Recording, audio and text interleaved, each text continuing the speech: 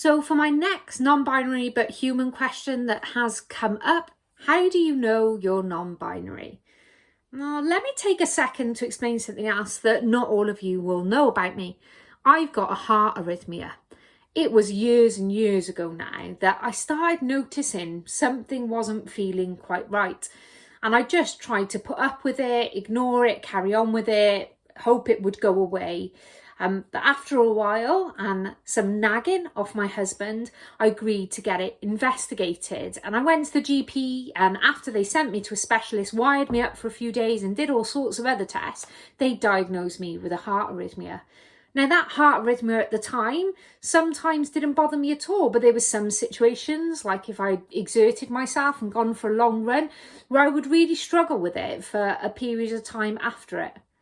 Now, if I was to ask you, how do you know you've got a heart arrhythmia? Some of you might start talking to me about a similar story of how something started to become a problem and you became more aware of it and you did some research and then you understood what was causing it. Some of you would look at me sideways and just be like, well, I haven't got a heart arrhythmia, or I've never thought about it. My heart doesn't give me any problems. And for me, being non-binary is very much like that.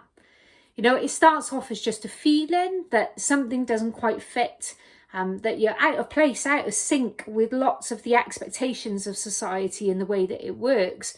And in some situations, that feeling is more apparent than others. Sometimes you can ignore it. Sometimes it's quite difficult.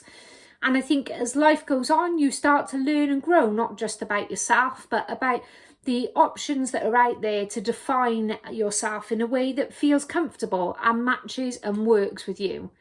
So how do you know you're non-binary? If you've got an inkling, you'll figure it out. If you haven't got an inkling, the likelihood is you're not, and you don't need to pay any attention.